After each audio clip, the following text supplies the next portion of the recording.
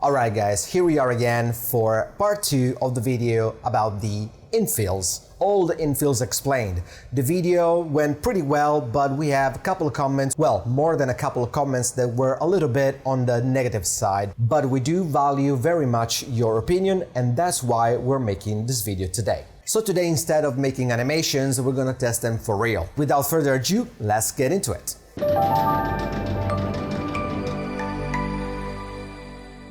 Okay, so we have them all lined up right here, and we're going to go through all of them, starting from grid and rectilinear, which I said there are common defaults, and they print fast and are fine for basic utility prints, but they have clear weak points and poor impact resistance. Let's try them. First up is grid, and we can just try to squash it like that.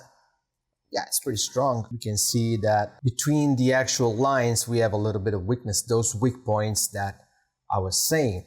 But let's put it to the test inside the vise. 3D printed vise in ASA 275. Check the video. So once the grip is stable, I'm gonna turn it like 3 times and see how it performs. 1, 2, and 3. And holds up really well, I have to say. And let's do 4, 4.5. Let's do more. Now let's try the impact resistance, and yeah, and it broke. There you go. We have that, and it broke right away. This is steel, so it's pretty solid, and we can see the weak points as well, especially after it broke. Grid is that. And move to rectilinear, we're going to do the same test, but we can see right away the weak points, almost like the animation I did. It's breaking. I'll put it on my microphone. So I'm pretty sure this is not going to resist the force of the vise. 1, 2, 3, and it's cracking. 4, 4.5. Yeah, it's almost broken. Almost as the same as grid. Now we're gonna do the impact resistance, but it's already broken, so no point, but we'll do that anyway. It's pretty weak. Really, really weak. There you go. Broken. Next up is align rectilinear. We said that improves speed even more, but strength becomes directional. Good only if you know exactly where the load goes. That means that if I put the load right here, from these 2 angles, it will not bend. It will be pretty resistant. But if I do it the other way, you're gonna have some bends, as you can see right here. So let's put it in the vise, and if you squash it like that or like that, you will see the difference. Okay, it's right there. So 1, 2, 3, and 4.5, and 5 still there. So that's okay. We're gonna do it the other way, but we have to break the labels in order to put it inside the vise. And 1, 2, 3, and like I mentioned, of course, this is gonna be weaker. As for impact resistance, this is not gonna be great, obviously. See, broken right away. And this side as well. And this one is gone. Next up is Lightning Infill, which we said uses a tree-like structure to support top surfaces only. It's perfect for display models and massive prints, but offers almost 0 structural strength. And you can see right away that it has no structure. Inside at the bottom is basically empty. So if I squash it, I'm gonna break it right away. I don't think there's need for the vise, but because we're here, let's do it. So 1, 2, 3, and after 3 is already gone. As for impact resistance, it's gonna be pretty weak. There you go, broken completely. As you can see inside, there's no supports whatsoever. It's basically empty. And I think we can move on. Next up is my favorite, Crosshatch, which we said is optimized for speed while maintaining decent strength. It's a great choice for functional prototypes where you don't need maximum durability. And I stand on what I said. This infill is really strong and precise. Using a caliper, this cube should be 50 by 50. Let's measure it. It's 49.9, and on the other side, it's 49.9. Pretty perfect, I gotta say. And let's put it in the device and see how it performs. So, sturdy. So 1, 2, 3, 4, 5, still going. Almost cracking. Yeah. And after almost 6 turns, you can hear a little bit of cracking, but it's still pretty strong. Put it on the other side. 1, 2, 3, 4, 5, 6, still going, and then cracking after 6.5 turns. That's pretty good. All right, it's still very strong. Even though it broke and it cracked, it's still very strong. Now I'm gonna hit it with this thing to see how it performs with an impact resistance. Well, the bottom is gone already because I broke it, but let's see. It is really strong, really strong. And I'm hitting it really hard. Even though I cracked it and broke it, you can see that it's still kind of functional, of course. I mean, if you print it for something to be put under, like a big load or under a lot of weight, that will perform really well. So crosshatch, really good. Next up we have triangles, and we said that offers very high stiffness and performs well under compression. It's slower than grid, but much stronger and more predictable. Let's put it to the test. Just by touching it like that with my fingers and my hand, I can tell that it's really strong. And maybe let's measure it as well, just for sake of the video. It's 49.94, 93, and 49.9. That's pretty good and accurate. It's not too bad for being plastic. It's solid right there. So 1, 2, 3, 4, 5, 5.5, and 6. And we broke it. I don't know if we broke the vise or the actual piece, probably both, but it's still intact. The crack you heard were from the actual infill itself inside, but the structure is still really well preserved, and as the measurement as well, pretty much the same. Now let's gonna break the label and let's put it inside this way. 1, 2, 3, 4, and it broke. That's because it broke before a little bit, and also the bottom is gone. And now let's do an impact resistance test. Yeah, it is pretty strong. Even though the walls are broken, the inside is still going pretty strong. And that was triangles. Next up we have honeycomb. And we said about honeycomb that is a classic. Excellent strength in the horizontal plane, but weaker in the vertical direction. Well, we gotta see that, right? So it does have excellent strength on the horizontal plane, so this way, but a little bit weaker on the vertical direction. From this way, it should be stronger when I put it on the device like this, and the other way should be weaker. Let's see. 1, 2, 3, 4.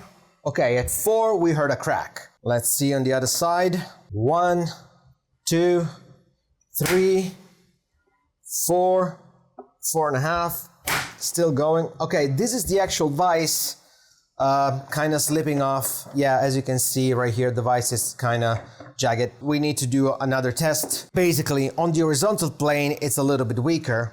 Let's see with the hands. It's pretty sturdy.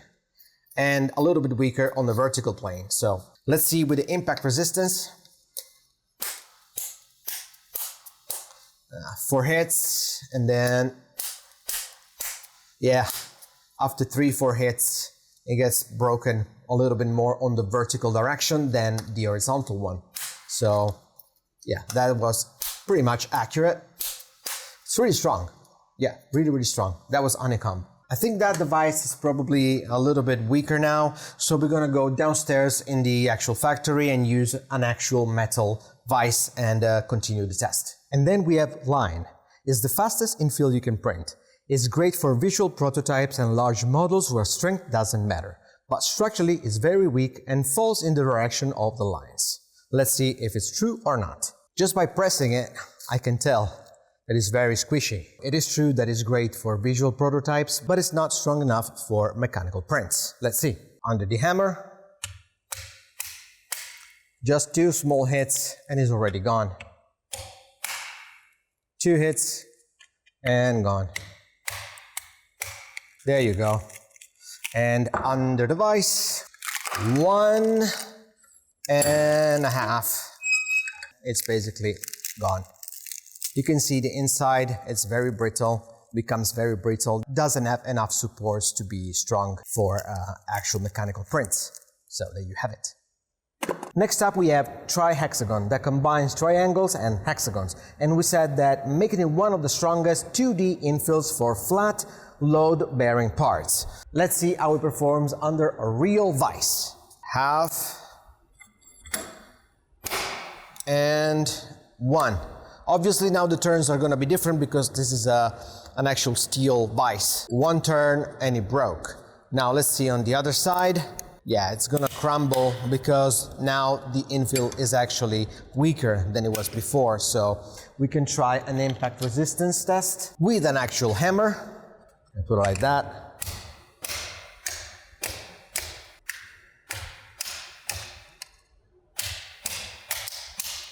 It's not too bad considering that I was really smashing it. So that was Tri-Hexagon. Next up we have Gyroid, which is one of the best all-around infills available. It offers excellent strength in all directions, great impact resistance, we will see, and no sudden stress points. And I said it's my go-to for mechanical parts. Let's see how it performs. I will start right away with the impact resistance and then I'm gonna crush it with a vise. So let's see how strong this thing is. When I hit the tri-hexagons like that, it was already broken, so this is a good sign. I'm going pretty strong actually, so the other side. It feels really strong in the corners right there. Really strong in the corners like that. Of course, I'm gonna hit it in the middle, it's gonna crack, but still really great performance. I stand to what I said before. Let's put it under the vise. Half turn, still pretty there. With just half turn, it's still kind of there. Of course the walls are a little bit broken, but if you increase the number of walls you can have more strength. Gyroid is really great. Let's break it. Let's see how many turns. 1 and 2. With 2 turns we completely destroyed it, but still the shape is still there, all of it. That was Gyroid. Next up we have Cubic that creates a true 3D lattice, delivering very high strength and shock resistance. It uses more material, but is perfect for engineering filaments like PCCF or PA-CF. So this one should be as strong as Gyroid. Let's see how it performs under stress, like a lot of hits. Oh wow, it feels stronger than Gyroid on the corners. Obviously in the middle, and obviously because we have only 10% infill, but if you increase that, imagine how strong it can be. Very strong in the corners as well. Let's put it to the test in the vise. That's 1 turn. Let's see. It's not too bad. One side is still perfect. This side is not because we hammered it. So overall, really strong. Imagine with more walls and more infills. This cubic is really great. Next up we have 3D Honeycomb. Is very similar. It's slower but ideal for load-bearing industrial parts. So let's see how this one performs under the hammer.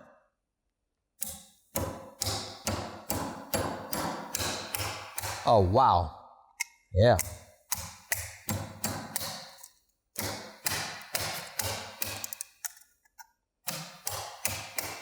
I'm not sure if it's stronger than Cubic, probably not. So I would say this one it's a bust. In fact, it's pretty meshed up. Let's put it under the vise. Yeah, this one crumbled. So with this one, I was maybe a little bit mistaken. It's not as strong as cubic, but yeah, that's pretty much where it is. Next up, we have adaptive cubic, which we said that intelligently changes density where needed, but that is not correct because I created this kind of a weird shape in the hope that in the smaller parts would create a little bit more dense infill, but it doesn't. But maybe this infill will actually be a little bit stronger in the smaller parts, and we will see it right now. So this said that you get strength where it matters and material saving where it doesn't.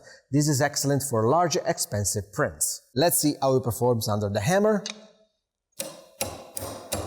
Oh wow, it's really strong. In the corners it's really strong. Obviously I cannot hammer it right there, but like that I can. Like that.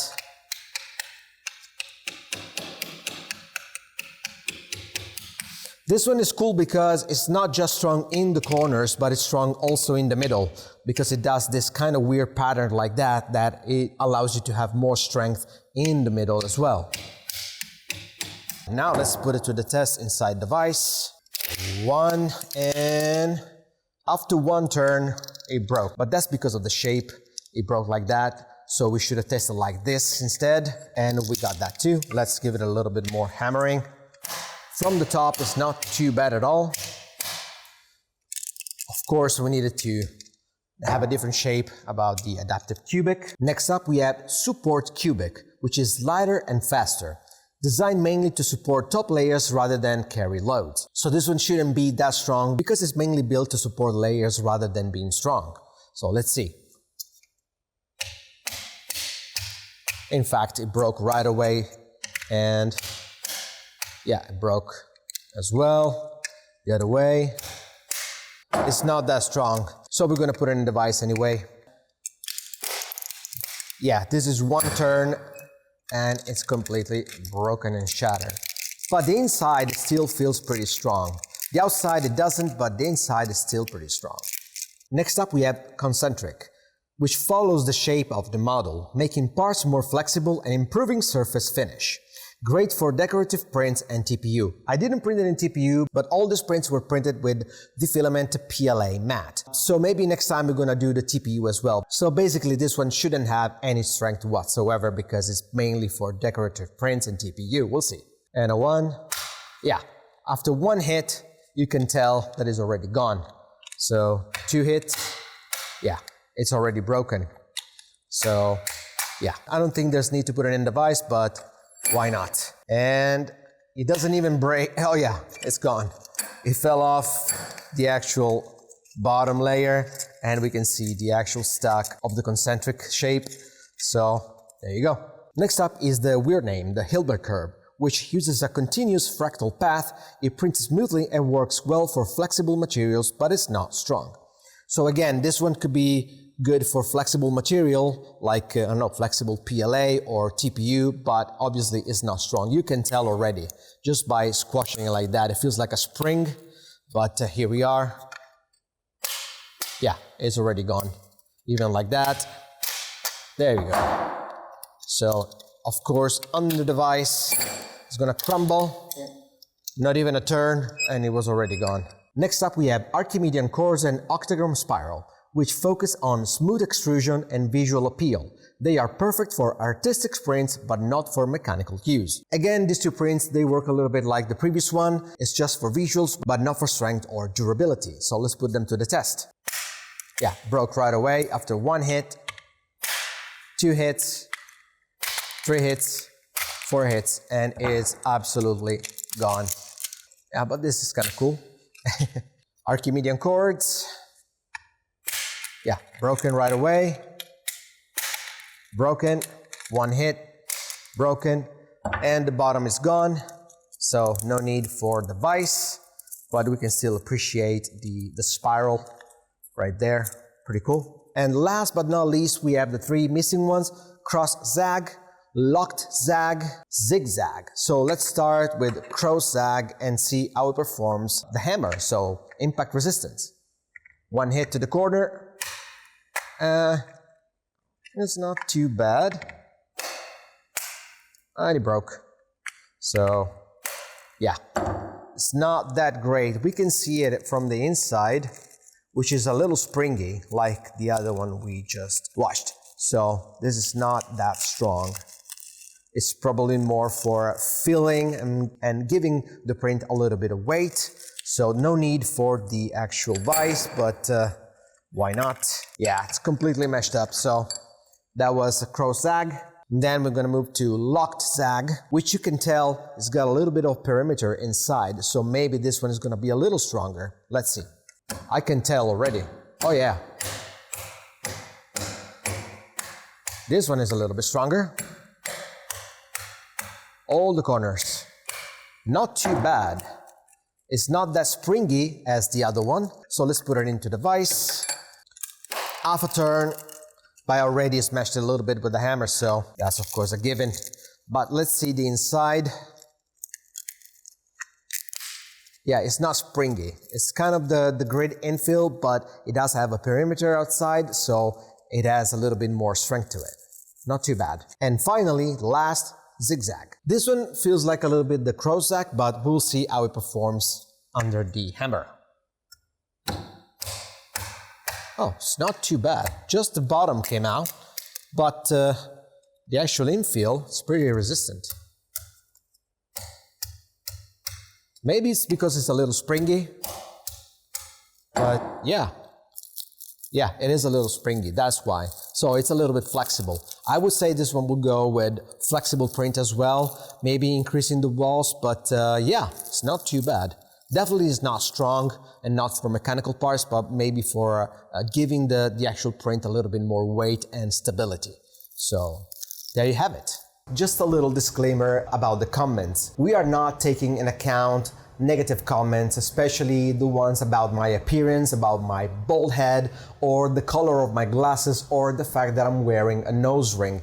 Those comments are very irrelevant and pretty much unprofessional. Because we are a very professional company, we do again value your opinion, and we do take into account positive comments and suggestions of all kinds. I'm gonna read some of the comments and reply them right away, live on camera. No script, no teleprompter, just live. Not that you're not wrong, but without quantifying your claims, the claims don't mean much. Instead of animation to demonstrate strengths and weaknesses, why not just print parts and crush them? And this is what we're going to do today. And then of course we got some negative comments such as, because that would require real effort, and that's when you're wrong. It's not because the real effort, it's because I didn't have time. But today I had time and I'm doing it. This is another comment from another user that says, this is a great overview, but it would be nice to see the missing zigzag, cross zag and locked zag. And today we are going to have them. Another important comment was there were no discussions about the issues of the nozzle passing over and into the previously printed infill, causing potential failures of the print. And this is what we're going to do today, and I have to say they were right. In some cases, grid infill does that. Another user said the grid infill is not a great infill for PET-G or other materials that like to glob up the nozzle, and that is true. And he recommends for PET-G gyroid infill that doesn't cross over. And also, gyroid is a pretty great infill if you want to print fast. Thank you so much for the comment. And another one said, I feel like you missed on the most important infills, which is lightning infill. I use it whenever prototyping and I need a piece that is using next to no infill but dimensionally accurate to the actual piece, so I can run a quick test fit but no need to waste more filament than I have to. I think I said that already in the other video about the lightning infill, which is great for prototypes and no wasting filament. Another user unfortunately said, thanks for assuming we use random infills and for being the hero when it comes to putting the options into a few buckets from which we'll pick randomly. That's not what I meant. What I meant is that you have to be careful on what infill you're using and for what part are you using the infill you're chosen. That's why I said don't use random infills but try to understand them. This is why I'm making these videos. Another said adaptive cubic, strength where it matters. That's what I said. But the slicer has no idea where it matters. This is a great video and I know it's not a deep dive, but you should perhaps indicate how each infill responds to both horizontal and vertical forces impacts. And that's what we're going to do today. And another one said, there's a lot more infills in New Orca Slicer. Also, you can set up to 5 walls for them, which changes the properties. I'm aware of that, but we're doing Bambu Studio for now. Maybe next time we will do Orca Slicer as well. Thanks for the suggestion. And again, another user said the grid infill is horrific for smaller narrow prints. In fact, this is what I'm going to print today to show that, especially if you're doing miniatures. It will almost certainly cause a head collision and knock something over, which is totally true. And another user said, you didn't test all the infills. There have been more added recently. This video added nothing videos made last year didn't already cover. 0 stars. Well, I do appreciate the comment, but this is why I'm gonna do this video today, testing all the missing ones. Another user said, thanks for this, quick to the point, and it would be nice to have a follow-up with some real-world examples showcasing the strengths and weaknesses of some of these, and this is exactly what we're gonna do today. And a comment from MyTechFun, which I do follow, you could present some filaments too, like your HDPE for example. I cannot do everything myself. This was a funny comment. We do like your videos and we hope to see some of the reviews soon of our filaments. Another user said, the AI animation videos are fine but don't provide any value info. This is basically your opinion video, not a scientific presentation. It's kinda true and false at the same time, and again, this is why I'm gonna do the actual test today.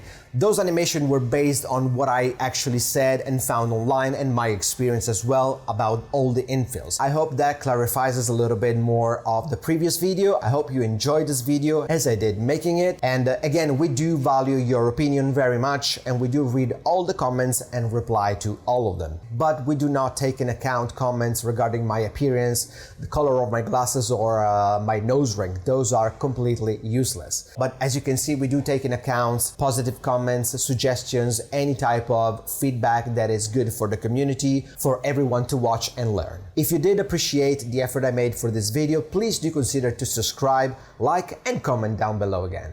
Thank you so much for watching. My name is Alessio, this is Spectrum Filaments, and I'll see you next Wednesday.